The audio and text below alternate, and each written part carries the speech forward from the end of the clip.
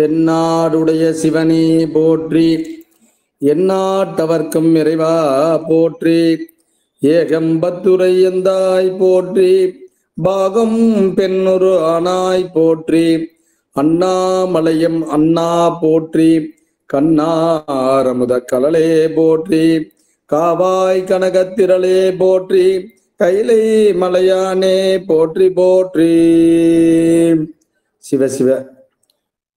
ஐங்கரன் துதி. ஐந்து கரத்தனை யானை முகத்தனை, இந்தி நிலம்பிரை போலும் எயிற்றனை, நந்தி மகந்தனை ஞான கொழுந்தினை, புந்தியில் வைத்தடி போற்றுகின்றேனே. குரு வணக்கம். தந்தை தாயாவானும் சார்கதியும் காவானும், அந்தமிழா இன்பனம காவானும், எந்த முயிர் தானாகுவானும் சரணாகுவானும் அருள் கோணாகுவானும் குரு சிவாய நமக. குருவர்களாலும் திருவர்களாலும் இந்த இனிய நாள் நமக்கு பொருத்தமான சிறந்த நாளாக அமையும்படியாக இன்றைய நாளும் திருமந்திர சிந்தரை பகுதியில் பாயிரத்தில் 77வது பாடல் முதலாக சிந்திப்பதற்கு நமக்கு குருவர்களும் திருவர்களும் கைகூடியுள்ளது. குருநாதர் திருவடியை சென்னிமிசை சூடி மகிழ்ந்து இறைவன் குரு மூலமாக நமக்கு நல்லறிவை உண்டு பண்ணி அவன் உள்ளிருந்து உணர்த்தி இந்த திருமந்திர பாடல்களின் பொருள்கள் எல்லாம் நமக்கு விளங்கும்படியாக திருவருள் செய்யட்டும் என்று வேண்டி நாம் இன்று பாடல் 77க்கு செல்லலாம். திருச்சிற்றம்பலம். பாடல் 77. மாலங்கனே இங்கு யான் வந்த காரணம், நீலாங்கமேனியால் நேரிலையாளோடு மூலாங்கமாகவே முழிந்த திருக்கூத்தின் சீலாங்க வேதத்தை செப்ப வந்தேனே.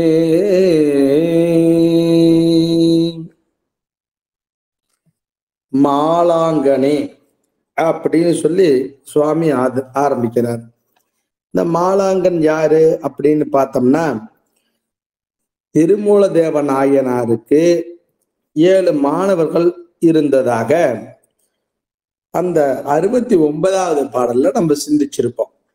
மந்திரம் பெற்ற வழிமுறை மாலங்கள் இந்திரன் சோமன் பிரமனு ருத்திரன் கந்திரு காலங்கி கஞ்சமலையானோடு இந்த 7வரும் என் வலியாமே அப்படின்னு சொல்லியிருப்பார். அதுல மாலங்கன் இந்திரன் சோமன் பிரம்மன் உத்திரன் காலங்கி கஞ்சமலையான் இந்த 7 பேரும் இவருடைய மாணவர்கள் அப்படின்னு சாமி பதிவு பண்ணியிருக்காரு. இதுல மாலங்கனாகிய அந்த முதல் மாணவனை பார்த்து சொல்றதா இங்க பாட்டு அமைஞ்சிருக்கு.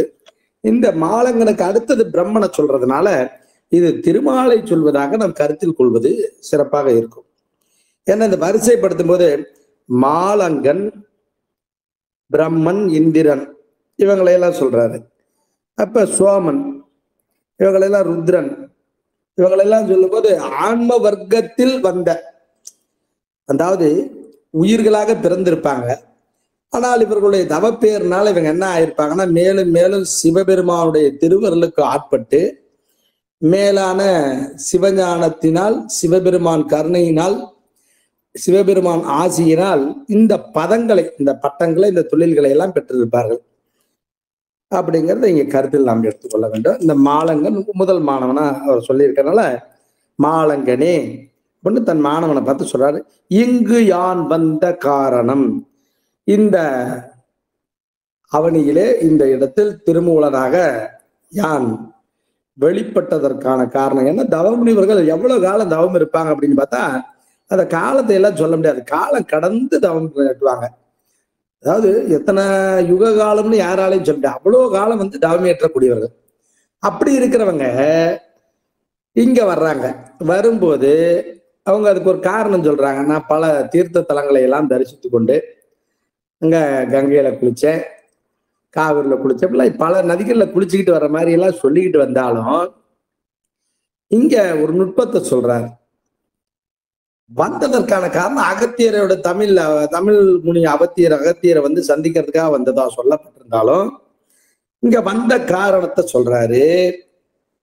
நீலங்க மேனியால் சொல்றது உமைய சொல்றாரு. அது எத்தனையோ மேனி இருக்கும்போது இந்த இடத்துல நீலங்க மேனி அவர் குறிப்பிட்டு காட்டும்போது இப்ப நீலங்க மேனியினுடைய சிறப்பை நாம தெரிஞ்சுக்கிறது ரொம்ப அவசியம். திருமாலுக்கு ஒரு பேரு நீலமேக வர்ணன் அப்படின்னு பேரு, நீலமேகம்னு பேரு வைப்பாங்க. அதான் நீலமேக சியாமல வண்ணம்பாங்க, குற்றமில்லாத அந்த வண்ணம்னு சொல்லுவாங்க. இந்த சூரிய ஒளி சிதறடிக்கும் போது அதுல இருந்து வெளிப்படக்கூடிய இந்த நீளம் மற்றதுல பட்டு நீளமாக தெரியும். ஆனா போய் நம்ம எடுத்து பார்த்தோம்னா அது நீளவண்ணமா இருக்குமா அந்த தண்ணியிலன்னு பார்த்தா கடல் நீளமா இருந்தாலும் அப்படி நீளமா இல்லை. ஆனா தூரத்துல பக்கம் நீல வண்ணமா கடல், நீல திரைக்கடல் ஓரத்திலே அப்படிங்கிற மாதிரி நீளமா தெரியும். ஆகாயத்தை பார்த்தோம்னாக்கா அது நீளமா தெரியுது. ஆனா நீலவர்ண வண்ணத்திலேயே அது இருக்குன்னாக்கா வண்ணம் இல்லாம தான் இருக்கு. அப்ப என்னன்னாக்க இந்த வண்ணம் நமக்கு மாயா தோற்றமாக நீளம் போல் காட்சி அளித்தாலும் அவ்வண்ணம் தான் அதுவா அப்படின்னு பார்த்தா சிதறிக்கப்பட்டதுனால வந்தது. அப்ப இவங்க யார் அப்படின்னாக்க அம்பிகை எப்படி இறைவனுக்கு சக்தி அது போல அந்த திருமால் புருஷ சக்தியா இருக்கிறாருன்னு நம்ம ஒரு பக்கம் நினைவில் வச்சுக்கணும். அப்ப ரெண்டுமே சாமியுடைய சக்தி தான், திருமாலும் சாமியுடைய சக்தி அப்படின்னு ஒரு பகுதியில கொண்டுட்டு போகணும். அதே நேரத்துல இன்னொரு பகுதியில் நம்ம எப்படி வச்சுக்கணும் அப்படின்னாக்கா இந்த நீல மேகம் குற்றமற்றதாக இருக்கிறது, எங்கும் பரவி இருந்தாலும் அந்த அந்த கலந்த பொருளை வந்து தான் கெடுக்கக்கூடியதா இல்லை அப்படிங்கிறத வந்து இங்க பதிவு பண்ணிக்கிறோம்.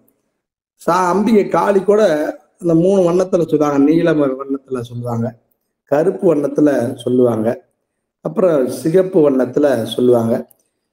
இது இல்லாம பச்சை வண்ணத்துல பச்சை காளி, பவளக்காளி, இப்படி காளியின் வண்ணங்கள்லாம் சொல்லுவாங்க. இப்ப இந்த வண்ணங்கள் எல்லாம் காட்டுவது என்னன்னாக்க ஒரு முக்கோணத்தை போட்டு சூரிய வெளிச்சத்தை ஒரு பக்கம் விட்டு இன்னொரு பக்கம் எடுக்கும்போது நமக்கு வானவில்லின் வண்ணங்கள் எல்லாம் தோன்றுவது போல இறைவன் வண்ணங்களை எல்லாம் கடந்து நின்றவரா இருக்கிறாரு. ஆனால் அவருடைய சக்தியை நம்ம அப்படியே பிரிச்சு பிரிச்சு பார்க்கும்போது அது பல வண்ணங்களை காட்டக்கூடியதா இருக்குது. அதனாலதான் வண்ணன் தான் பல காட்டி வடிவும் காட்டி காட்டாதன எல்லாம் காட்டி பின்னை அப்படின்னு பாடுறோம். அப்ப பல வண்ணங்களை அம்பிகை ரூபத்துல காட்டுறார். இறைவன் எதுக்காக இந்த தொழிலெல்லாம் பண்றாருனாக்க தன் பொருட்டு அல்ல, உயிர்கள் பொருட்டு. அதையும் நாம வந்து திருவாசகத்துல எல்லாம் நல்லா சிறப்பா சொல்லிருப்பாங்க. அப்ப அம்பிகை நீலாங்க மேனியா இருக்கிறார் அப்படிங்கிறத இங்க பதிவு பண்றாரு. நேரிலையாளோடு தனக்கு தன்னுடைய சக்தியாக பொருந்தி எக்காலத்திலும் இருக்கக்கூடியவளாக அப்படின்னு நீங்க பொருள் கொள்ள வேணும். ஏன்னா அம்பிகை எக்காலத்திலும் இறைவனை விட்டு நீங்காதல் அவரோடு இருக்கக்கூடியவள். அதனால அவளை நேரிலையாளோடுன்னு சொன்னாங்க. இறைவனிடத்திலிருந்து வெளிப்பட்ட சக்தியாக இங்க சொல்லப்பட்டிருக்கு. மூலாங்கமாக மொழிந்த திருக்கூத்தின் அப்படின்னு சொல்றாங்க. அப்ப மூல அங்கமாக மொழிந்த திருக்கூத்து, இந்த திருக்கூத்து சிவபெருமான் வந்து 5 தொழில்களை செய்வதற்கு செய்யறார். இந்த திருக்கூத்துல படைத்தல், காத்தல், அழித்தல், மறைத்தல், அருளல் அப்படின்னு 5 தொழிலை சொல்றாரு. இப்ப இந்த 5 தொழில்களையும் ஏன் செய்யறாரு, எதுக்காக செய்யறாரு, இந்த படைத்தல்ங்கிறத ஏன் செய்யறாரு, அதையெல்லாம் நாம இந்த பாடப்பகுதியிலேயே நம்ம பார்க்க தான் போறோம். பின்னால இந்த படைத்தல்ங்கிறத ஏன் செய்யறாரு, காத்தல், இப்ப இந்த அருளல், இதெல்லாம் நம்ம எப்படி ஏன் செய்யறாரு அப்படிங்கிறதெல்லாம் நாம் இந்த பாடப்பகுதியில சுவாமி நமக்கு தெளிவிடுமாறு சொல்லுவார். அப்ப காரணம் இல்லாம ஒரு காரியம் இல்லை. இப்ப அருளல்ங்கிறது யாருக்கு கிடைக்குது, மறைத்தல்ங்கிற இந்த திரோதான சக்தின்னு சொல்லுவாங்க, அது ஏன் செய்யப்பட்டிருக்கு அப்படிங்கிறத காரணங்களை எல்லாம் இந்த நூல் வாயிலாக நமக்கு விளங்க போறார். மூலாங்கமாக மொழிந்த திருக்கூத்தின். இப்ப மூல அங்கமாக அப்படின்னு சொல்லி அங்கத்தில் மூலமாக அப்படின்னாக்க எவ்விடத்தில் இறைவன் இருக்கிறாரோ அவ்விடத்தில் இருந்தும் சற்றும் விலகாதவராக நின்று தான் செய்த கூத்து அப்படின்னு நம்ம பொருள் வரலாம். அதாவது இந்த பொருள்கள் எல்லாம் எப்படின்னாக்க அவரவருடைய அந்த கேட்கும் திறன், கொள்வார் திறனாகிய அந்த மாணவர்கள் திறனையும் இறைவனை உள்நின்று உணர்த்துக என்று நாம் கேட்கும்போது அவர் உள்நின்று பல்முகமாக விளக்கும் திறன்லையும் தான் நம்ம அறியறோம். அப்ப இறைவன் அசலமாக நின்று மாறாதவராக நின்று சலமுடைய மாந்தனாக நாம் இருந்தாலும் சார்ந்தது சிவபெருமான் திருவடியே என்னில் அவரவர் பக்குவ நிலைக்கேற்றவாறு சொல்லுவார். இப்ப திருமூல தேவஸ்வர நாயனார் சுவாமிகள் நமக்கு அவருடைய அனுபவத்தில் இறைவன் உணர்த்தியதை உள்ளதை உள்ளபடியாக எடுத்து சொல்றார். தான் ஒரு மாணவருக்கு என்ன ஒரு சிறப்புன்னா, ஆசிரியர் எதை உணர்த்தினாரோ அதை உணர்த்திய வண்ணமே உணர்ந்து கொள்வது, அதை வழி கொண்டு கை கொண்டு அந்த வழியை அடைவது, அதுதான் மாணவனுடைய சிறப்பு. அப்ப மூலங்கமாக மொழிந்த திருக்கூத்தின் ஏன்பா பிறக்கிறோம், ஏன் இறக்கிறோம், இதுக்கு நடுவுல வாழ்றோம். ஆனால் இதுக்கு நடுவுல மறைந்திருக்கக்கூடிய ரகசியம் என்ன, இறுதியில் முடிந்த முடிவா நம்மளுக்கு என்ன நடக்குது, இந்த 5 தன்மையும் நமக்கு வேத ஆகமங்கள் சொல்லுது. அப்ப இந்த பெருமை பொருந்திய இந்த வேத ஆகமங்கள் சொல்லக்கூடிய விஷயத்த நான் இங்க சொல்ல வந்தேன் அப்படின்னு சொல்றாரு. நான் சொல்றதுன்னா இறைவன் சொன்னதை சொல்றேன் அப்படின்னு சொல்றாரு. ஸ்ரீலங்கமாகவே வேதத்தை செப்ப வந்தேனே அப்படின்னு சொல்றாரு. அப்ப வேதத்தை மக்களுக்கு சொல்ல வந்தேங்கிறார். அப்ப சொல்ல வந்தார் அப்படின்னாக்க தானே சொல்லல, ஏன்னா முன்னாலேயே சொல்லிட்டாரு.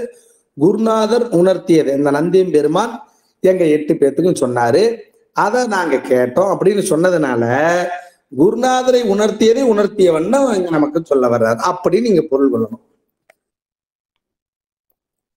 இதுல இந்த சீலம் அப்படிங்கிற வார்த்தை, சீலங்கமாகவே, சீலம்னாக்க பெருமை மிகு ஒழுக்கம் அப்படின்னு நம்ம பொருள் கொள்ளணும். இந்த சீலம் ஒழுக்கம் இதை பத்தி எல்லாம் ஒரு பாடலாவே தனியா நமக்கு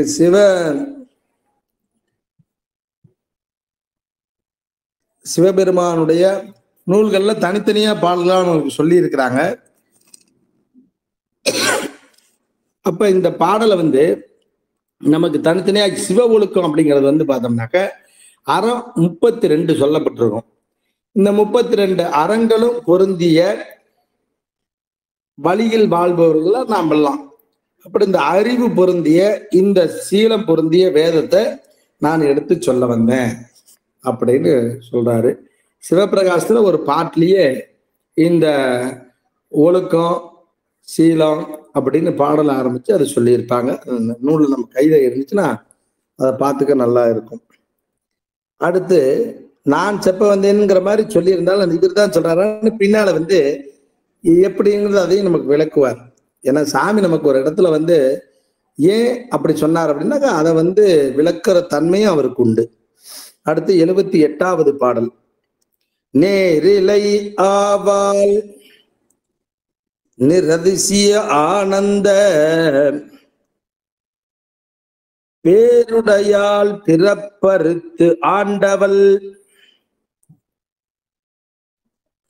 சீருடையால் சிவன் ஆவடு தன்துறை சீருடையால் பாதம் சேர்ந்திருந்தேனே.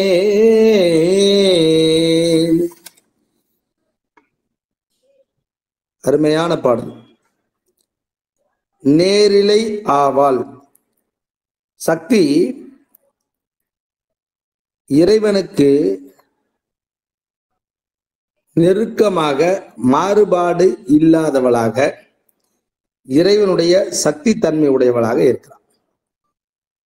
அப்ப நமக்கு ஒரு பாட்டு இந்த இதுல ஞாபகம், அப்பர் தேவதை பூவினு கருங்கலம் பொங்கு தாமரை ஆவினு கருங்கலம் அரணஞ்சாடுதல் கோவினு கருங்கலம் கோட்டம் இல்லது நாவினு கருங்கலம் நமக்கு வாய்வு.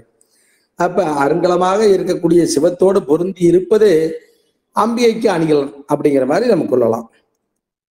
அப்ப உயர்வான சக்தியானவள் நிராதிசியானந்த பேருடையாள் அப்படின்னு இங்க ஒரு வார்த்தையை அவர் பதிவு பண்றாரு. அப்ப உயரிய பரசிவானந்த சக்தி, அதிசய ஆனந்த, இந்த நிர் அப்படிங்கிறது நிறை அப்படிங்கக்கூடிய அந்த முழுமையை சொல்லுது. திவ்ய சக்தியாக பொருந்தி இருக்கக்கூடியவள் அப்படின்னு நம்ம பொருள் கொள்ளலாம்.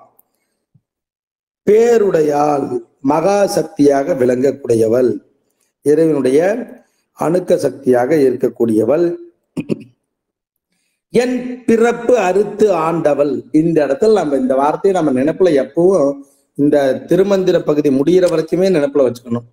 என் பிறப்பு அறுத்து ஆண்டவள். அப்ப இரவாத தன்மையை சாமி பெற்றிருக்கிறார் என்பதை சாமி பதிவு பண்றார். அப்ப வேதத்தை வாங்கினார் குரு மூலமா, அதுக்கப்புறம் இந்த வேதத்தை நமக்கு சொல்றாரு. அதே நேரத்துல என் பிறப்பு அறுத்து ஆண்டவள் அப்படின்னா ஏற்கனவே பிறப்பு அறுக்கப்பட்டவர் இவர். ஆனாலும் இந்த திருமந்திரத்தை நமக்கு கொடுக்க வேண்டும் என்னும் கருணையினால் வந்தார். ஏன் இந்த திருமந்திரத்தை நமக்கு கொடுக்கணும் அப்படின்னா, நம்ம கிட்ட தமிழ் நூல்கள் நிறைய இருந்துச்சு. ஏதோ காலத்தின் ஓட்டத்துல பல ஞான நூல்கள் நம்ம கிட்ட இல்லாம போயிடுவோம். அப்ப இந்த நூல் நமக்கு தேவைப்படுது. இந்த காலத்துல இந்த நூல் தேவைப்படுதுங்கும் போது சிவபெருமான் அவருக்கு ஆணையிட்டு இருப்பார், போய் நீ நந்தியம்பெருமானிடம் பெற்ற அந்த ஞானத்தை இந்த மக்களுக்கெல்லாம் எடுத்து சொல்லு அப்படின்னு சாமி உள்நின்று உணர்த்தி இருப்பார். அப்படி உணர்த்துற காரணத்தினாலதான் இவர் சொல்லி இருக்கிறார் அப்படின்னு கொள்ளணும். சீருடையால் சிவன் ஆபடு தன் துறை சீருடையால். அப்ப சீருடையால் சொல்லிட்டாரு, சிவன் ஆவடு தந்துரை சீருடையால் அப்படின்னு 2 இடத்துல சொல்றாரு. அப்ப இந்த சீருங்கிறது ஒளி அப்படின்னு நம்ம எடுத்துக்கணும். அப்ப அது என்ன ஒளி? சீர் உடையால் அப்படின்னா பெருமை மிகு சிறப்பை உடையவளாகிய அம்பிகை நமக்கு எப்படி இருக்கிறா அப்படின்னாக்க, இந்த கொடிமரம் போல 32 கொடிமரத்துல இருக்கக்கூடிய 32 தண்டு, அதுல ஒரு 25 கூட்டல் 7, நம்ம முதுகெலும்பு ஒரு 25, அந்த மேல இருக்கக்கூடியது நம்ம ஒரு 7 எலும்பு இருக்கு அந்த முதுகெலும்பு தொடர்ந்து. அந்த 25 ஒரு 7 இந்த 32, இந்த 32 கணுக்களை கொண்ட இந்த முதுகெலும்பு தண்டுல கீழே ஒரு காத்து இருக்குது. அது உறங்கி கொண்டிருப்பதை போல இருக்குன்னு சொல்றாங்க. அந்த காத்து இறைவியின் கருணையினால் ஒளி பெறுமாறு செய்து அது கொடியேறுவதை போல அந்த வெள்ளை நரம்பு வழியாக மேலேறி சென்று அது இருக்க வேண்டிய இடத்தில் நமக்கு அறிவை பொருந்தி இருக்கும்படியாக செய்யும். அது நமக்கு தாய் குருவாக தயை செய்யும் அப்படிங்கிறது நம்ம கருத்தில் கொள்ளணுமா. அப்ப இந்த இடத்துல சீருடையால் சிவன் ஆவடு தந்துரை சீருடையால் அப்படின்னு சொல்றாங்க. இந்த ஆவடு தந்துரை அப்படிங்கிறத இவங்க பொருள் சொல்லும் போது, இந்த வீணா தண்டு முதுகெலும்பு தண்டு அதில் இருந்து நமக்கு அந்த அறிவை பொருந்தும்படியாக நாம் செல்லும் போது அந்த அறிவு பொருந்தி நாம் அந்த அறிவின் தன்மையை பயன்படுத்தி கொள்ளும்படி நமக்கு பெருங்கருணை செய்ய வல்லவளாக இருக்கிறார். அப்படின்னா என்ன நம்ம இங்க நினைச்சுக்கணும்னா, ஆன்மாக்கள் நேரடியாக இறைவனோடு சென்று பொருந்தும் தன்மை உடையனதா அப்படின்னு கேட்டாக்க, இந்த குற்றம் இருக்கிறதுனால இறைவனிடத்துல போய் பொருந்துவது ஆகிறது இல்லை. அப்ப அதுக்கு இறைவன் தன் கரம் கொண்டு நம்மை சேரும்படியாக திருவருள் தாங்கும்படியா நம்ம செஞ்சு அதுக்கப்புறம் அவர் சேர்த்துக்கிறாரு அப்படின்னு சொல்லி நம்ம பொருள் கொண்டுட்டு போனா அது ரொம்ப சரியானதா இருக்கும். அப்ப முதல்ல நம்ம வழிபாடு பண்ண வேண்டியது இறைவனின் திரு அருள், அந்த சக்தியை நாம் வழிபாடு செய்ய வேணும் அப்படிங்கிறது இங்க நம்ம சிந்திக்கணும். அந்த சக்திக்கு பேரு சிற்சக்தி அப்படின்னு சொல்றாங்க.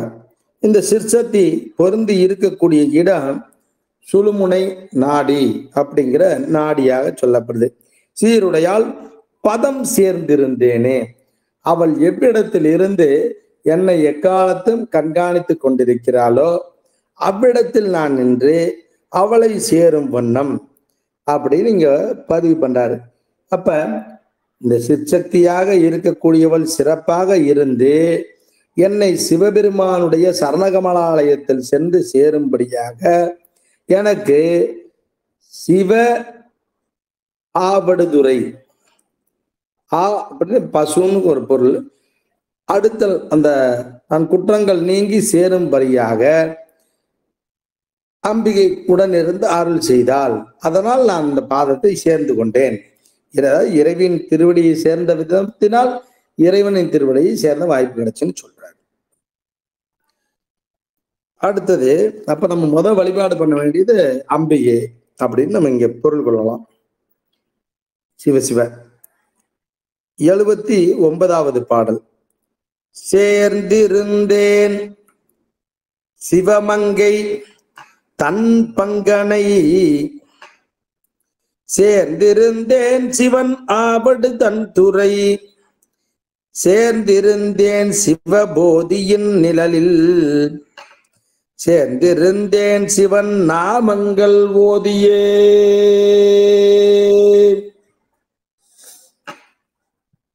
சேர்ந்து இருந்தேன் சிவபெருமானுடைய அந்த அருளார் கமலங்களில் நான் அணைந்து இருந்தேன்.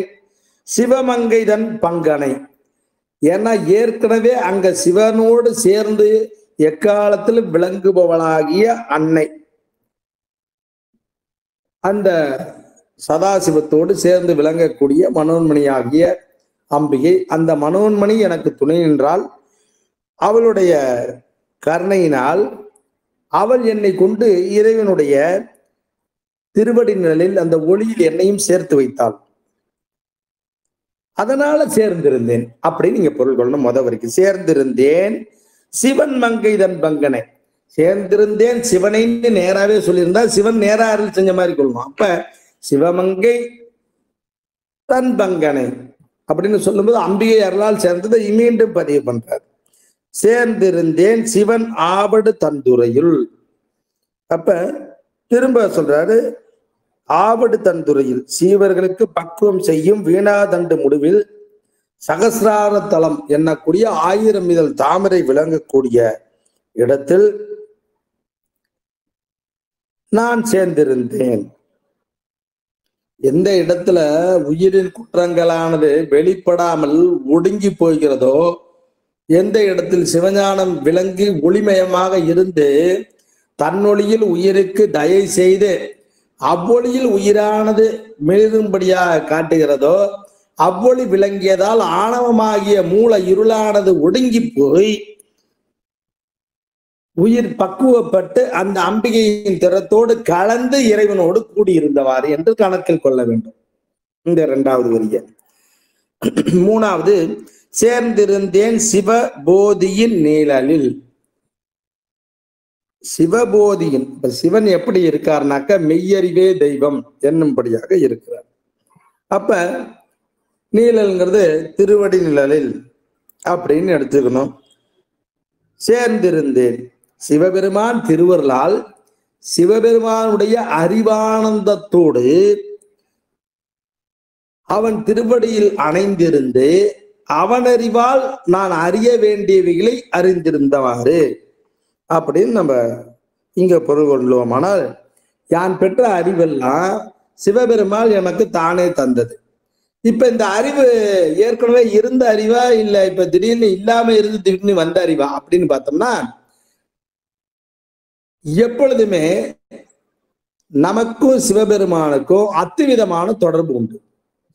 எப்பவுமே இல்லைன்னா அந்த தொடர்பு அவர் அங்கிங்கனாதபடி எங்கு நிறைந்திருக்கும் போது சேதன பொருளான உயிர் நம்ம கிட்டையும் சேர்ந்திருந்தோம்.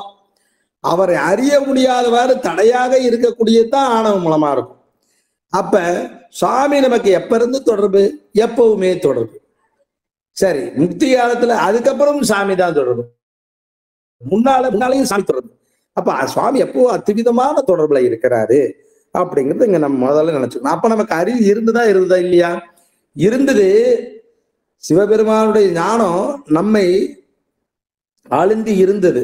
அந்த ஞானத்தில் நம்ம இருந்தாலும் அந்த ஞானத்தை உயிரானது உணரும்படியாக இல்லாம ஆணவமாகிய மலம் மறைச்சிருந்துச்சு. உயிருடைய குற்றம் அதுதான். அப்ப அந்த ஆணவ மலமாகிய குற்றம் ஒடுக்கமடையும் காலத்துல சிவபெருமானுடைய அந்த பேரறிவு வெளிப்பட்டது. இருந்தேன் சிவபோதியின் நீழலில், அவனுடைய அறிவு ஞானம் நமக்கு வெளிப்பட்டதுனால அந்த அறிவு எனக்குள் இருந்து நான் உணரும்படியாக வெளிப்பட்டு அந்த திருவடியில் நான் சேர்ந்து இருக்கும்பாறு பெருங்கருணை செய்தது. சேர்ந்திருந்தேன் சிவநாமங்கள் ஓதியே. இப்ப இந்த கடைசி வரியில நமக்கு ஒரு விஷயத்தை சொல்றாரு சாமி. எப்படி சேர்ந்தீங்க சாமி, அந்த சேர்ந்த விதத்தை எங்களுக்கு கொஞ்சம் சொல்லுங்களே அப்படின்னு நம்ம கேட்போம்ல. நான் போனேன், எப்படி போனீங்க அப்படின்னு யாரா இருந்தாலும் கேட்பேன். அப்ப இதுக்கு பதில் சொல்றாரு, சிவன் நாமங்கள் ஓதியே, சிவபெருமானுடைய அந்த ஐந்தெழுத்தை நான் ஓதிய சிவனோடு சேர்ந்திருந்தேன் அப்படின்னு இங்க பதிவு பண்றாரு. எவ்வளவு அற்புதமான ஒரு தகவலை நமக்கு சாமி சொல்றாரு. அப்ப இந்த ஐந்தெழுத்தை ஓதுனோம்னா நமக்கு என்ன, நேசமுடன் ஐந்தெழுத்து ஓதாய் அப்படின்னு சொல்றாங்க. ஆன சிவபூஜை செய்யாய் அப்படி எல்லாம் சொல்றாங்கல்ல சிவபோக சாரத்துல. அப்ப இந்த நேசமுடன் ஐந்தெழுத்தை அவர் ஓதியதன் பயனாகத்தான் ஆசையராய் பாசம் விடாய். இந்த ஆசையெல்லாம் இல்லாம இருந்து அந்த அன்பு மேலிட்டதன் விளைவாக இறைவனுடைய திருவடியில் அணைந்திருந்து இந்த ஆன ஐந்தெழுத்து, அந்த நேசமுடன் ஐந்தெழுத்த ஓதியின் விளைவாக இறைவனோடு அவர் இருக்க முடிஞ்சு. அப்ப அந்த ஐந்தெழுத்து நம்ம என்ன சொல்ற, ஸ்தூலம், சூட்சுமம், முக்தி பஞ்சாட்சரம்னு சொல்றோம், காரணம், இப்படி எல்லாம் சொல்றோம். அப்ப என்னென்ன சொன்னாருன்னு இவரே இவருடைய பாடல்ல பின்னால சொல்லுவார். நமச்சிவாயன்னு சொன்னாரா, சிவாய நமன்னு சொன்னாரா, அல்ல முக்தி பஞ்சாட்சரம்னு சொல்லக்கூடிய சிவைய சிவன்னு சொல்றாரா, சிவசிவன்னு சொல்றாரு. ஏன்னா பின்னாலெல்லாம் சொல்றாரு, சிவசிவ என்கிற தீவினையாளர் சிவசிவ என்றிட தீவினை மாலும். அப்ப இதெல்லாம் எப்படி தானே சொல்லிக்கிறதா, இல்ல குருமுகமாக உபதேசம் கேட்டு சொல்றதா? அப்படி உபதேசம் கேட்டு சொன்னா என்ன பலன் கிடைக்கும், உபதேசம் கேட்காம சொன்னா என்ன பலன் கிடைக்கும், அதாவது புத்தி பூர்வமா கிடைக்கும் சொல்றது, அபுத்தி பூர்வமா சொல்றது, இதெல்லாமும் நமக்கு பின்னால சாமி நமக்கு உணர்த்துவார். சரி, அப்ப இந்த ஐந்தெழுத்தை புனை பிடித்து கிடைக்கின்றேனே அப்படின்னு நமக்கு மாணிக்க வாசகர் சுவாமிகள் சொல்லுவார் இல்லையா? அப்ப இவரும் ஐந்தெழுத்தை புனை பிடித்து இருந்தேன்னு இந்த பாடல் நமக்கு. அப்ப எல்லா ஞானிகளும் ஒரே விதமான அனுபவத்தை சொல்றாங்க. இதுதான் சித்தாந்த ஞானத்துல பதி பசு பாச சொல்ல எந்த நூலோட தான் ஒரே மாதிரி இருக்கும், கருத்து முரண்பாடே இருக்காது. இந்த சைவரியல் மற்ற சமயங்களுக்கு நமக்கு என்ன வித்தியாசம்னா ஒவ்வொருத்தரும் ஒவ்வொரு விதமா சொல்லிட்டு போயிருப்பாங்க. ஆனா இங்க ஒன்றுபட்டார் போல சொல்லியிருப்பாங்க. அற்புதம். அந்த மந்திர எழுத்துக்களை சரியான மாத்திரை அளவில் செப்பி நாம் அந்த உயர்வான அந்த சிவஞானத்தோடு ஒன்றி இருக்கலாம் இந்த பாடல்ல பதிவு பண்றாரு. இப்ப மங்கைதன் பங்கரைன்னு இந்த பாடல்லையும் சாமி வச்சிருக்கிறாரு ஒரு வார்த்தைய. அங்க மேல சொல்லும் போது நேரிலை ஆவாள் அப்படின்னு சொல்லி அந்த சீருடையால் சிவன் ஆவடுதுறையில்னு சொல்லுவாரு. இப்படி ஒவ்வொன்றுலையுமே பார்த்தோம்னாக்க ஏதாவது ஒரு வகையில் அம்பிகையின் மூலமாக நீலங்க மேனியால் நேரிலையாளோடு அப்படிங்கிறத பயன்படுத்துறாரு. அப்ப என்னன்னா அம்பிகையை பிடிக்கணுங்கிறத இங்க சாமி நமக்கு ஒவ்வொரு பாடலையும் அழுத்தமா நமக்கு வலியுறுத்துறத நம்ம காக்கணும், அந்த கவனிக்கணும். சிவசிவ. அடுத்த பாடல் இந்த 80வது பாடல். இருந்தேனி காயத்தே எண்ணிலி கோடி சொல்லி இருக்கிறது, எண்ணிலி கோடி அந்த வார்த்தையை நம்ம அடிக்கோட்டுக்கணும். இருந்தேன் பகல் அற்ற இடத்தே இருந்தேன் இமையவர் ஏத்தும் பதத்தே இருந்தேன் என் நந்தி இணையடி கீழே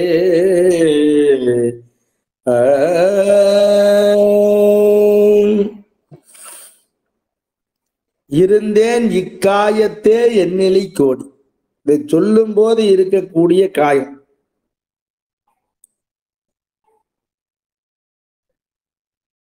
அப்ப இக்காயத்தைனாக்க இக்காயம் வருவதற்கு முன்பாக ஒரு காயத்தே இருந்திருக்கிறார். அப்ப இந்த காயத்திலையும் பல கோடி காலம் இருந்தார் அப்படின்னு சொல்லும் போது அது எவ்வளவு காலம் அப்படிங்கிற கூடிய ஒரு கேள்வி நம்ம கிட்ட வரும். அப்ப இந்த தேகத்தில் பல காலம் வாழ்ந்திருக்கலாம். அப்ப நம்ம இந்த சரீரத்தை நாம இந்த உடம்ப வினை அனுபவிக்கதான் வந்துச்சு அப்படின்னு நினைச்ச கூடாது.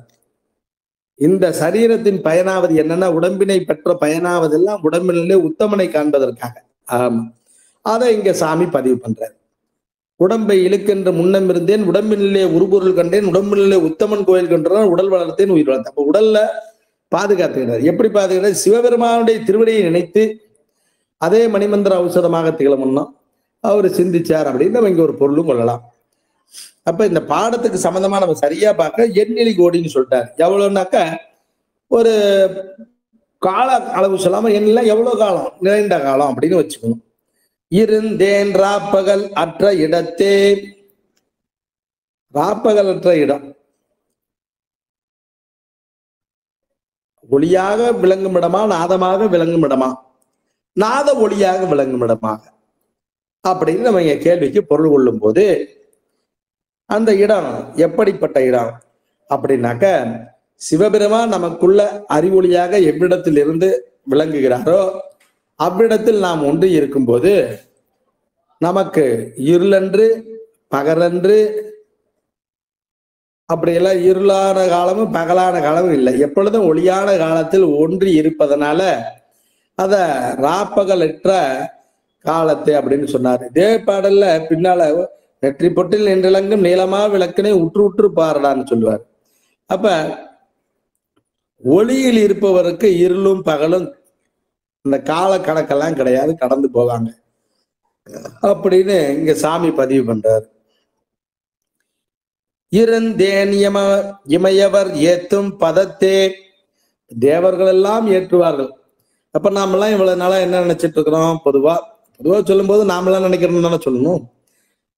அது தேவர்கள் மிக சிறந்த பதவி, இந்திர ரொம்ப பெரியாள், அக்னி பெரியாள், அப்படி இந்த வர்ணன் பெரியாள், இப்படி நாம நினைச்சிட்டு இருக்கிறோம். ஆனா இமையவர்கள் ஏத்தும் பதம் அப்படின்னு இவர் சொன்னதுனால இமையவர்கள் தொழுதேத்தும் தன்மையை அடியவர்களும் பெறுவார்கள் அப்படிங்கிறத இங்க நம்ம புரிஞ்சுக்கணும். அப்ப இந்த பெரிதற்கரிய மானிட பிறவி நமக்கே கிடைச்சிருக்குது. இதன் மூலமாக வானவரும் பெறுதற்கு அரிய பேரினை நாம் பெறலாம் அப்படிங்கிறத இங்க நம்ம நினைவுல வச்சுக்கணும். அடுத்தது, இமையவர்கள் ஏன் வழிபாடு பண்றாங்கன்னாக்க, இமையவரும் ஈடாக மாட்டார் இத்தலத்தே அடியவர்க்கு. அதனால சாமி 63 நாயன்மார்கள் ஒருத்தரா இருக்கார். இந்த சாமு சித்தர்கள்னு சொல்லக்கூடிய பிறவியிலேயே சிலாக்கிய தன்மை அடைந்தவர்கள்ல ஒருவராக நாம சொல்லுவோம். இப்ப இதுல ஒரு 63 பேர் என்னன்னா, ஒவ்வொன்றுக்கும் ஒரு எடுத்துக்காட்டா 63 பேரை நாம இங்க நம்ம நினைச்சுக்கணும்.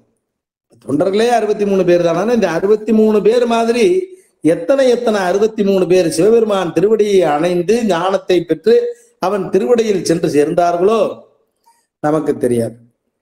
ஒருத்தர் இந்த விதத்துல அடைஞ்சா இருப்பான் அப்படின்னு சொன்னாக்கா, அந்த விதத்தில் அடைஞ்சவர் அந்த ஒருவர் மட்டும்தான் அப்படின்னு கொள்ள முடியாது. நல்ல ஆழமாக சிவசிந்தனையில் நின்று பார்த்தோம்னா அந்த மாதிரி எத்தனையோ நல்ல ஞானிகள் சிவபெருமான் திருவடி அருள் வெளிப்பட்ட காரணத்தினால அவர் ஞானத்தை பெற்று அந்த ஞானத்தின் விளைவாக அந்த சிவபெருமானை அடைஞ்சிருக்காங்க. நமக்கு ஒரு பானை சோறு இருக்குன்னா ஒரு சோறு அமுத்தி காட்டுற மாதிரி பதமா இருக்குதுன்னு சொல்ற மாதிரி இந்த 63 சொல்லும் போது ஒவ்வொருத்தரும் சொல்லி இருக்கிறது காரணம் இந்த இவங்கெல்லாம் அடைஞ்சிருக்காங்க பாருங்க. அதே மாதிரி பல ஆயிரம் பேர், எவ்வளவு பேர் அடைஞ்சாங்கன்னு சொல்ல முடியாது. ஆமா, அவ்வளவு பேர் அடைஞ்சிருக்காங்க. இன்னும் எவ்வளவு பேர் அடைய போறாங்கன்னு பார்த்தா அதுவும் கணக்கு சொல்ல முடியாது. அவ்வளவு பேர் அடைய போறாங்க, சிவபெருமான் திருவடியை அடைய போறாங்க. அதுக்கு நாம செய்ய வேண்டியது என்னன்னாக்கா, அடியாரானீர் எல்லீரும் அகல விடுமின் விளையாட்டை. இது விளையாட்டு. செத்து பிறப்பது விளையாட்டு. சாகரம் பிறக்கிறோம், செத்து செத்து பிறந்து பிறந்து சாவதை தொழிலாக கொண்ட சித்தமில்லாத மானிடராக இருந்து நாம் கெட்டுத்தான் போனோமே. அப்ப அகல விடுமின் விளையாட்டை செடிசேர் உடலம் இது நீத்து சிவலோகத்தை நம்மை வைப்பான். பிறவி இல்லாம சுவாமி நம்மள அவனுடைய திருவடியின் கீழ் நம்மளை வச்சுக்குவார். அப்ப அடியார் ஆடியது இல்லை. இப்ப இருக்கிறதே ரொம்ப சிறந்த ஒரு பதவி எது அப்படின்னு பார்த்தா அடியாருங்கிற பதவி. அதனாலதான் இமையவர் ஏத்தும் பதத்தை இவர் பெற்றிருந்தார் அப்படின்னு நம்ம சொல்றோம். அப்ப நம்ம குருநாதர் எவ்வளவு தேவநாயனார் எவ்வளவு சிறப்பான ஒரு பதத்தை பெற்றிருந்திருக்கிறார் அப்படிங்கிறது நமக்கு ஒரு தெளிவுக்குள்ள நம்ம வந்துடுறோம். சரிங்களா? அப்புறம் இருந்தேன் என் நந்தி இணையடி கீழே. இந்த வார்த்தையை கேட்கும்போது சிவபெருமான் நந்தியா இல்ல நந்தியம்பெருமான் ஆகிய குருநாதர் நந்தியா, இந்த கேள்வி நமக்குள்ள கொஞ்சம் வரும். அப்படிலாம் கேட்டிருக்காங்க. ஒரு சில இடங்கள்ல நம்ம உட்கார்ந்து பேசிட்டு இருக்கும்போது நம்மளே சிறந்த மாணவர்கள்லாம் நல்லா நம்ம கடைநிலையில தான் கல்வி நமக்கு. ஏன்னா எல்லாருக்கும் கடைசியா உழுவுற கஞ்சி தான் நம்ம கையில விழுந்துருக்கு. ஆனா நம்மளும் சிறந்த நல்ல மாணவர்கள்லாம் சொல்றதை கேட்கும்போது நம்ம உட்கார்ந்து கேட்டுட்டு இருந்தபோது சொல்லுவாங்க, நந்தியம்பெருமான்னு சொல்றது இந்த முதல் குருநாதர் நந்தி சொல்றாரா சிவபெருமானையும் நந்தியான்னு சொல்றாங்களான்னு? ரெண்டுமே ஒண்ணுதான். மரணம் இல்லாதது அப்படின்னு பேரு. சிவபெருமான் மரணம் இல்லாதவர், தன்னை சார்ந்த தன் தாளடைந்த நந்தியம்பெருமானுக்கு மரணம் இல்லாத பெருவாழ்வை கொடுத்தவர். இங்க இவரு என் நந்தி இணையடி கீழே அப்படின்னாக்க குருநாதருடைய திருவடியை சிந்தித்து குருநாதர் உள்ளத்தில் விளங்கக்கூடிய சிவமானது என் உள்ளத்திலும் இருப்பதாக குருநாதர் எனக்கு காண்பித்த காரணத்தினால், ரெண்டு இடத்துல இருக்கிறது மாறுபட்ட பொருள் இல்ல. குருநாதருடைய உள்ளத்தில் விளங்கக்கூடிய அந்த சிவமும் மாணாக்கராகிய திருமூல தேவநாயனாருடைய உள்ளத்தில் விளங்கக்கூடிய சிவமும் ஒத்த பொருளாக இருக்கிறது. அந்த ஒத்த பொருளை மாறுபாடு இல்லாம இருந்த அந்த பொருளை குருநாதரும் தியானிக்கிறார், மாணவரும் தியானிக்கிறார். அந்த பொருள் தான் நந்தி. தன் பெயர் விளங்க தன் தனையனுக்கு அப்பெயரை ஈந்தார் போல சிவபெருமான் தன்னுடைய சிவபுத்திரன்னு நம்மளாம் இந்த தீட்சை வாங்கி சிவபூஜை பண்றவங்களாம், நம்ம அடியார்கள்லாம் இந்த விசேஷ தீட்சை சிவபுத்திரன்னு அவங்கள சொல்லுவாங்க. சிவபுத்திரர் சிவத்தன்மை வாய்ந்தவர் அப்படின்னு நம்ம கொள்ளணும். அப்ப சிவம் அடியார்கள், சிவமே அடியார். அதனாலதான் சிவபெருமானுக்கு பூஜை பண்றது அடியார்களுக்கு பூஜை இன்னும் சிறப்புன்னு சொல்லுவாங்க. ஏன்னா படமாட கோயில் பகவர் கொன்றையில் நடமாட கோயில் நண்பர் கங்காக நடமாட கோயில் நண்பர் கொன்றையில் படமாட கோயில் பரவகர் கதாமே பின்னால சாமி சொல்லுவார். அதை வாரியார் சாமி இந்த போஸ்ட் பாக்ஸ்ல போட்ட லெட்டரு போஸ்ட் ஆபீஸ்க்கு போனது விளக்கம்லாம் கொடுப்பார். அப்ப அடியார் பூஜை ரொம்ப விசேஷமானது ஒண்ணு. அடுத்தது சிவபூஜை எவ்வளவு சிறப்பு, அதே மாதிரி அடியார்களுக்கான பூஜை மாயேஸ்வர பூஜை ரொம்ப விசேஷமானது. இப்போ மாயேஸ்வர பூஜையும் செய்யணும். சிவபூஜை நித்தம் பண்ணா மாயேஸ்வர பூஜை வாய்ப்பு கிடைக்கிறப்பெல்லாம் பண்ணணும். அப்படி அது ஒரு பக்கம் நம்ம நினைவுல வச்சுக்கிறதுக்காக இந்த வார்த்தையை குறுக்க. அப்ப இருந்தேன் என் நந்தி இணையடி கீழேன்னு சொன்னா குருநாதருடைய திருவடி நிழலை பற்றி அந்த குருநாதரிடம் உள்ளே விளங்கக்கூடிய சிவபெருமான் என்னுள்ளும் உள்ளே ஒளிபெற விளங்குமாறு என்னையும் ஒரு தன் தன்மை ஆக்கினன் என்னாதனாகிய குருநாதன். அதனால என் குருநாதனாகிய நந்தியின் திருவடிக்கில் பொருந்தி இருந்து யாவர்க்கும் குருவாக நின்ற சிவபெருமானுடைய அந்த ஞானத்தை நான் பெற்றிருந்தேன் அப்படின்னு பொருள் கொள்ள வேண்டும்.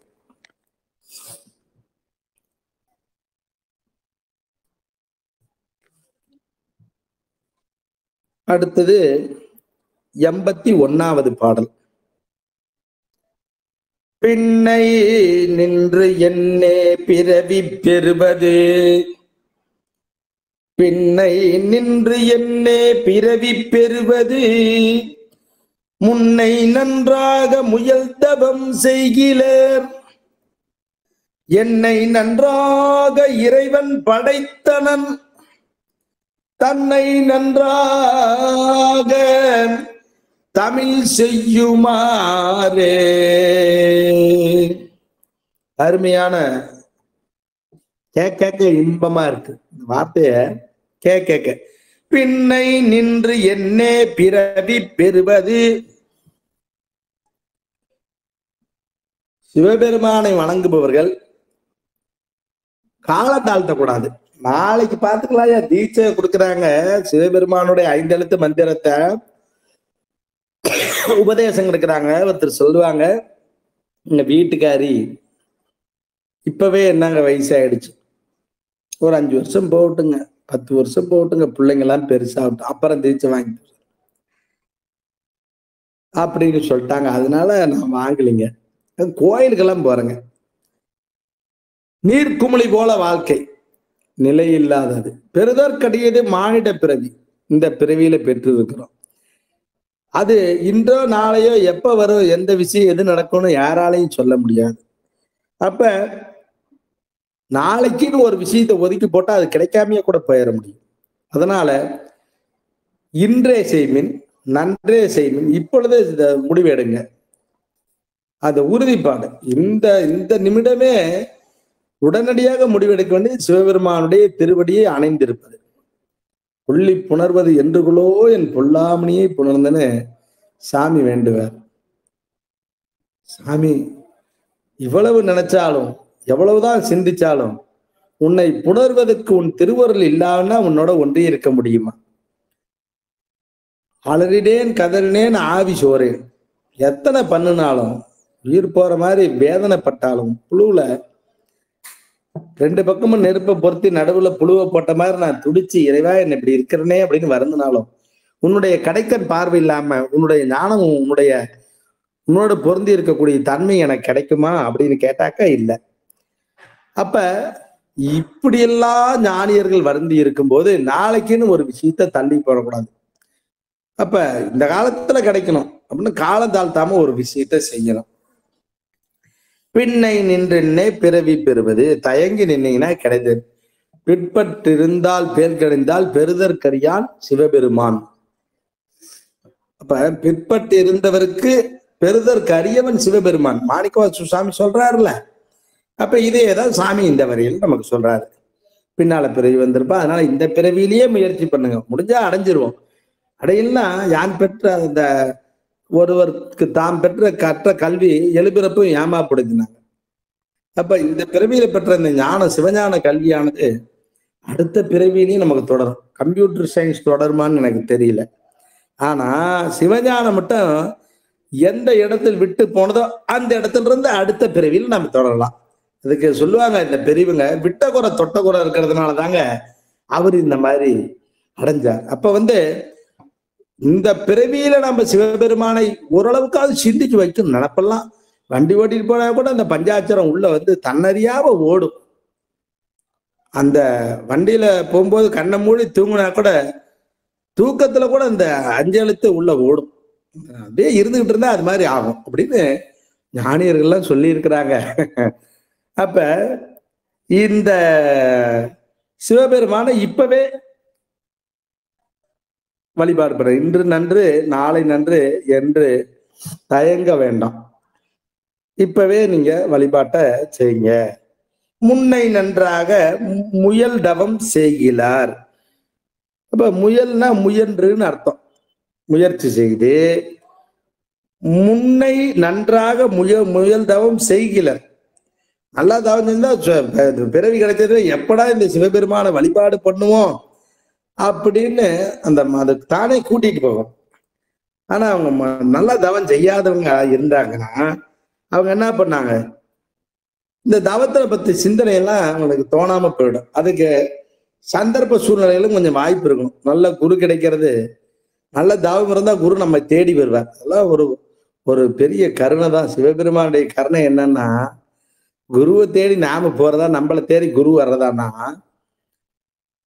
ஒரு குருநாதர் மாணவனை தேடி அந்த அருள் ஞானத்தை கொடுக்கிறார்.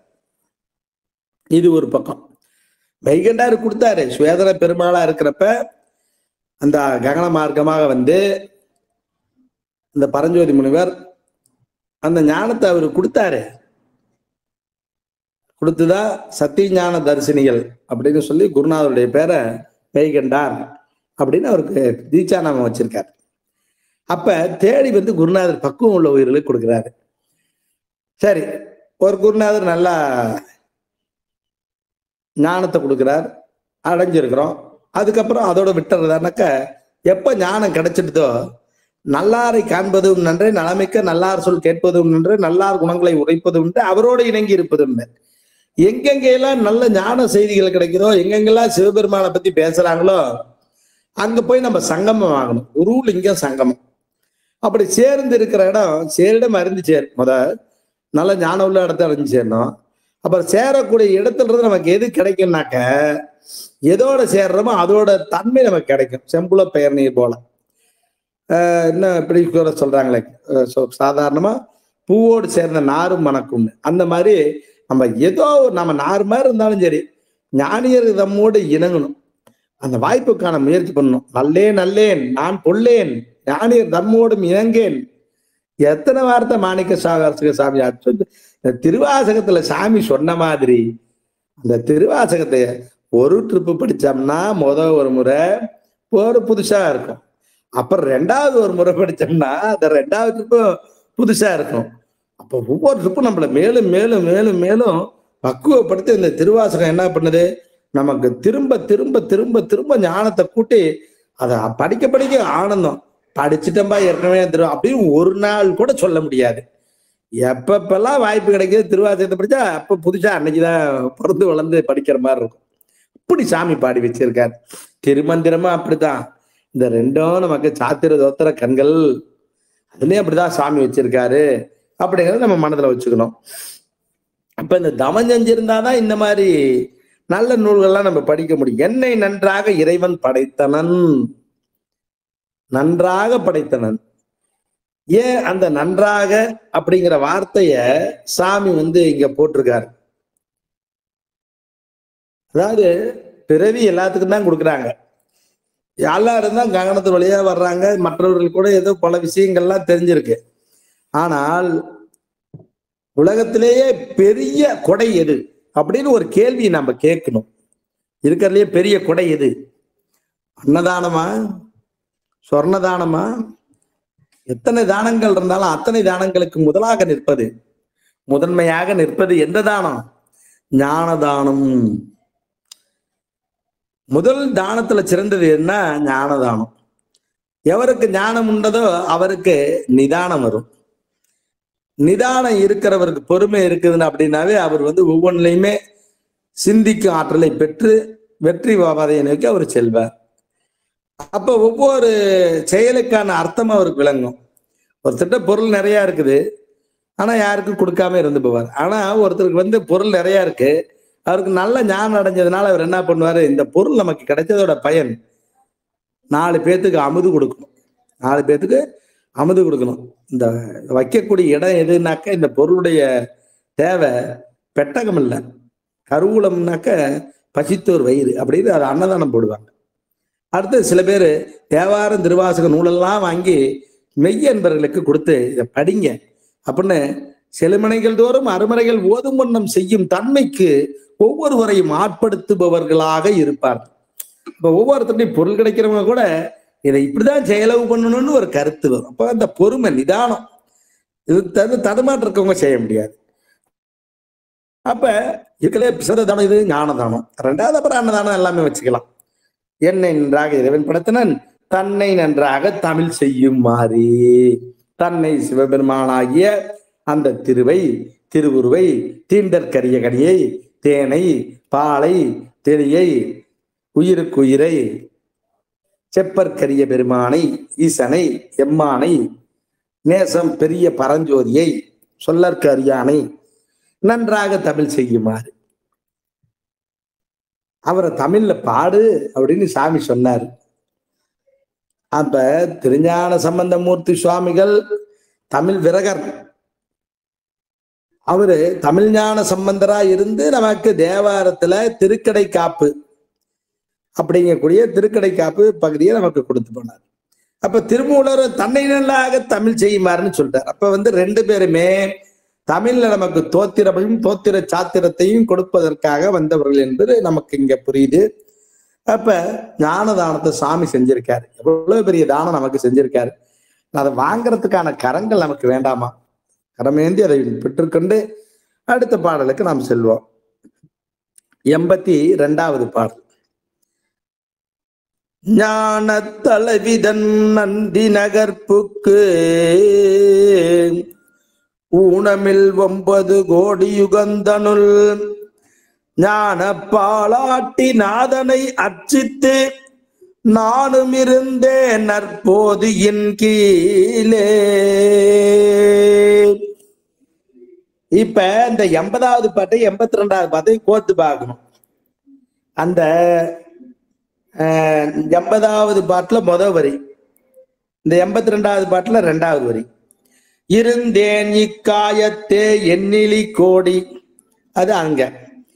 இங்க 2வது வரல ஊனமில் 9 கோடி யுகந்தனுள் அப்படின்னு வார்த்தை பண்ணிருக்காரு. அப்ப எவ்வளவு காலம் இருந்தாருன்னா ரொம்ப காலம் இதுல இருந்தேன். இதுல 9 கோடி யுகந்தனுள், ஒரு யுகங்கிறது ஒரு ஊழி காலம் முடிஞ்சு மீண்டும் இந்த சதுர் யுகங்கள்னு சொல்றாங்க. இந்த ஒவ்வொரு யுகத்துக்கும் ஒவ்வொரு கால அளவுகள் கொடுத்து இருக்காங்க.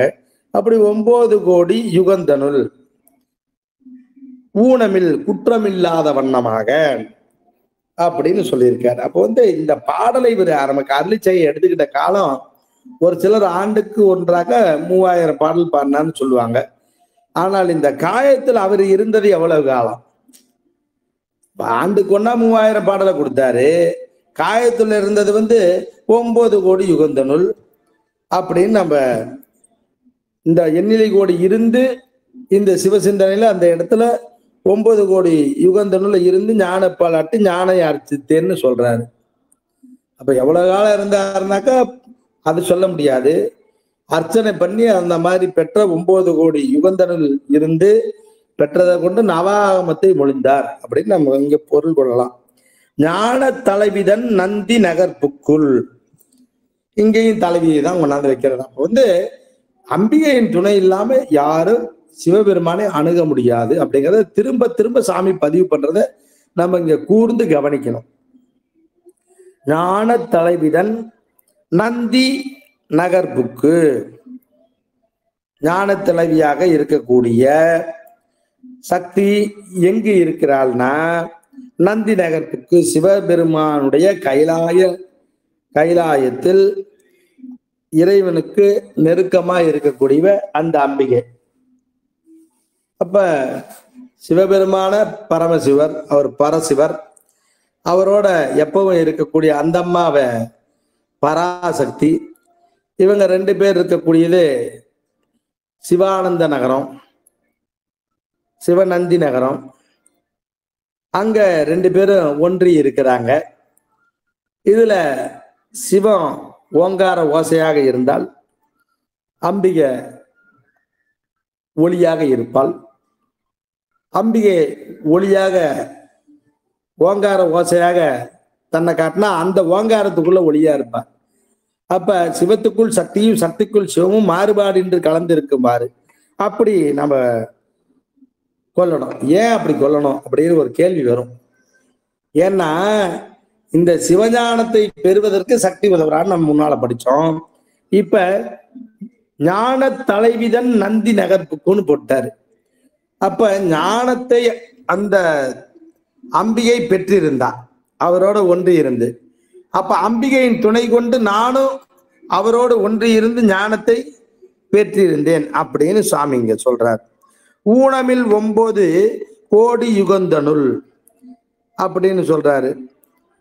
இப்ப ஊனமில்னா குற்றமில்லாத வகையில் அப்படின்னு சொல்றாரு. அந்த 9 கோடி யுகம், அந்த யுக முடிவுகள், ஒரு யுகம் முடிஞ்சு மறு யுகம் தோன்றுது அப்படின்னாக்க அந்த காலத்தை ஞானப்பால் அட்டி. அப்ப ஞானப்பால் அப்படின்னாக்க ஞான பாதம்னு நம்ம ஒரு வார்த்தையை நம்ம பயன்படுத்துவோம். இந்த சிவஞான நூல்கள் எல்லாமே ஞான பாதம் நூல்கள், சாத்திர தோத்திர நூல்கள் எல்லாமே. ஞான பாதம்னா பதி பசு பாசம், இத 3 பத்தின தெளிவு நமக்கு கிடைச்சிச்சுன்னா இத ஞான பாதம் அப்படின்னு சொல்லுவாங்க. அப்ப பதி பசு பாசம் இந்த 3ம் நமக்கு ரொம்ப அணுக்கமாக இருந்து பெருங்கருணை செய்யுமாறு இது ஞானபாதம்னா, இந்த ஞானபாதம் யாருக்கு வரும் அப்படின்னாக்க இந்த சிவபெருமானோடு ஒன்று இருக்கக்கூடியவர்களுக்கு ஏற்படுது. அப்ப நூல்களை கற்பதன் மூலமாக இந்த ஞானபாதம் வருமா, இல்ல சிவத்தோடு ஒன்றி இருப்பதனால வருமானா கற்று அதன் வழி நிற்கும் போது வரும். அதனாலதான் கற்க கசடர, கற்க வேண்டியவைகளை குற்றமில்லாமல் கற்றுக்கொள்ளுங்கள். இந்த திருமந்திரத்தை கேட்டா கூட அந்த பொருளை சரியா விளங்கும் பண்ணோம். கற்பவை, கற்க வேண்டியவை கற்றுக்கொள்ளுங்கள், கற்ற பின் நிற்க அதற்கு அதை அனுபவப்படுத்தும் போதுதான் உள்ளபடியான ஞானம் நமக்கு கிடைக்கும். ஞான பாலட்டி நாதனை அர்ச்சித்து அப்படின்னு சொன்னதுனால நம்ம பசுமாட்டு பாலை சாமி மேல ஊத்துறத நம்ம பார்க்கிறோம், பாலாபிஷேகம்னு. அப்ப இந்த ஞானப்பாலட்டி அப்படின்னாக்கா அந்த ஞானப்பால் எங்க இருக்குன்னாக்க சாமி ஏற்கனவே நமக்கு சொன்னாரு, ராப்பகல் அற்ற இடத்தே அப்படின்னு அந்த 80வது பாட்டுல சொன்னதை நம்ம இங்க திரும்பி நினைப்பு கொண்டு வந்துருவோம். அந்த வரி இருந்தேன் இக்காயத்தை எண்ணிலி கோடிங்கிறத இங்க 2வது வரியில ஊனமில் 9 கோடி யுகந்த நெல் ஜாயின் பண்ணோம், சேர்த்தோம். அதே இங்க இருந்தேன் ராப்பகல் அற்ற இடத்தே அப்படின்னு சொன்னா எப்படி இருந்தீங்க, ஞான பாலட்டி நாதனை அர்ச்சித்து அப்படின்னு இந்த 3வது வரியை நம்ம சேர்த்து சிந்திச்சோம்னாக்க ராப்பகலற்ற இடத்துல சாமி ஒளிமயமா இருந்தாரு. இந்த அங்க எனக்கு ஞானம் பிறந்தது, அந்த ஞான பாலானது ஊறுது, சங்கையறவே பொங்கி வரும் பால் உண்டு அங்கமிலை பாரிக்கொண்டு தங்க பொம்மை போல நீயும் நில்லுமே அப்படின்னு சொன்னாங்க. அப்ப சந்தேகம் இல்லாமல் சிவபெருமானுடைய திருவடி, குற்றமில்லாத திருவடியில் ஒன்று இருந்தீர்களானால் உங்களுக்கு மெய்ஞானமானது வெளிப்படும். ஏற்கனவே ஞானிகள் நம்ம கேட்டு சொல்லியிருக்காங்க. அப்படி இருந்த காரணத்தினால சாமி நானும் இருந்தேன் நற்போதியின் கீழே அப்படின்னு சொல்றாரு. அப்ப போதி மரத்தின் கீழே அந்த ஞானத்தை பெருந்தன்மையாக நானும் இருந்தேன் அப்படின்னு சொல்லும் போது, நானும் இருந்தேன்னு எப்ப சொல்லிட்டாரோ இவர் மட்டும் இல்லை, இன்னும் பலரும் இருந்திருக்கிறாங்கன்னு நம்ம பொருள் கொள்ள வேண்டும். இவருக்கு முன்னால வேற யாரும் இந்த ஞானம் பொருந்தி இருந்திருக்கிறாங்களான்னாக்கா இன்னும் நிறைய பேர் இருந்திருக்காங்க. நானும் இருந்தேன் அப்படின்னு நான் இருந்தேன்னு தன்னை தனித்து அவர் சொல்லல. அப்ப பல பேர் ஞானத்தை பெற்றாங்க, பெற்ற ஞானத்தை பயன்படுத்தி இறைவனுடைய திருவடியை உற்ற சிவத்தை அடைந்தார்கள். ஆனால் சிவபெருமான் எனக்கு என்ன சொன்னார்னாக்க, என்னை நன்றாக இறைவன் படைத்தனேன், தன்னை நன்றாக தமிழ் செய்யுமாறு. அவர் என்ன பாடியா தமிழ்லன்னு சொல்லி எனக்கு ஒரு வேலையை கொடுத்துட்டாரு. அதனால நானும் இருந்தேன் நற்போதி. நானும் அந்த எப்படி நல்ல ஞானத்தை அந்த உண்மையான அறிவை எல்லாரும் பெற்றாங்களோ அதே முறையில் நானும் பெற்றேன். பெற்றதை நானே வச்சுக்காம இந்த தமிழ் செய்து இந்த திருமந்திரத்தை அன்பர்கள் பெரும் பொருட்டு இறைவன் நமக்கு அருளிய அந்த தன்மையை, அந்த கடமையை சரியாக நான் செஞ்சேன் அப்படிங்கிறது நமக்கு சொல்றாரு. பரசாமிகள் சொல்றாரு, தன் கடன் அடியேனையும் தாங்குதல் என் கடன் பணி செய்து கிடப்பது என்பாரு. அப்ப தன்கடன் பனை பெற்றவள் பங்கினன் தன்கடம் தென்கடம்பை திருக்கர கோயிலான் தன்கடன் அடியேனையும் தாங்குதல் என் கடன் பணி செய்து கிடப்பதே. இந்த பாட்டு யாரோ வச்சிருக்காங்க கரெக்ட் அப்படின்னு சொல்லுவாரு. அப்ப தன்கடன் அடியேனையும் தாங்குதல், சாமி என்ன நீங்க தாங்குனீங்க, தன்கடன் அடியேனையும் தாங்குதல் என் கடன் பணி செய்து கிடப்பது. அப்ப நான் தன்கடன் அடியேனையும் தாங்குதல் அங்க அப்பர் சாமி சொல்லும்போது அடியேன் மட்டுமல்ல என்னை போல் நிறைய பேரை தாங்குனவர் சிவர், அவர் என்னையும் தாங்குகிறார் அப்படின்னு சொல்றாரு. அப்ப இங்க நானும் இருந்தேன் என் போதியின் கீழே, நற்போதியின் கீழேன்னு சொல்லும்போது அவர் என்னையும் மற்றவங்களுக்கு அருள் செஞ்ச மாதிரி அருள் செய்து ஆட்கொண்டான்னு சொல்றாரு. இது மூலமா நமக்கு சாமி என்ன சொல்றாரு அப்படின்னு பார்த்தோம்னா, எத்தனையோ ஞானியர்களை ஆட்கொண்ட வள்ளலாகிய சிவபெருமான், திருமூலதேவ நாயனார் சுவாமிகளையும் ஆட்கொண்ட சிவபெருமான் இங்க கடைநிலையில் இருக்கக்கூடிய நம்மையும் ஆட்கொள்ள வல்லலாக இருக்கிறார். ஆகவே இந்த திருமந்திரம் கூறக்கூடிய அந்த அருள் நெறிகளையும் திருவாசகம் மாதிரி நமக்கு ஒரு நூல் எப்படி உலகத்துல யாருக்காவது கிடைக்குமா?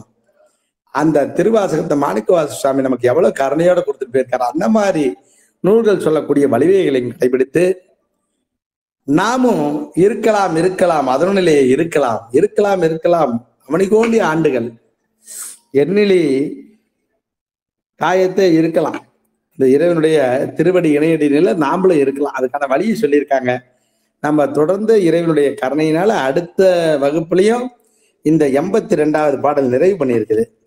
83வது பாடல்ல இருந்து இவர் எப்படி வந்தார், இது பாடல் இதோட முடிச்சுட்டு அவர் என்னத்துக்கு போயிடுறாருனாக்க தன்னுடைய வரலாறு சொல்றாரு. அதெல்லாம் கொஞ்சம் வரும், அப்ப நம்ம அதுக்கு போகலாம். 83ல இருந்து அடுத்த வகுப்புல சிந்திக்கலாம்னு சொல்லி இந்த பகுதியை நிறைவு செய்யலாம். இந்த வாய்ப்பு நமக்கு சிவபெருமான் கொடுத்து, அந்த சிவபெருமான் கொடுத்த வாய்ப்பு திருமூலதேவ நாயனார வாரத்துல ஒரு நாள் இப்படி எல்லாம் பேசி ஆடி பாடி சிந்திச்சு அகங்குளிர்ந்து இந்த திருமந்திர சிந்தனைய கொஞ்சம் சிந்திக்கிறதுக்காக கடைநிலையில உணரத்தக்கவர்களான்னு தெரியல நாம, ஆனா உணரும்படியான ஒரு வாய்ப்பை சாமி கொடுத்து இந்த குருவரல் ஆன்மீக மையத்தின் மூலமாக நமக்கு ஒரு தொடர்பை ஏற்படுத்தி கொடுக்கறனா இந்த இறைவனுடைய பொன்னார்த்தனுடைய போற்றி வணங்குவோம்.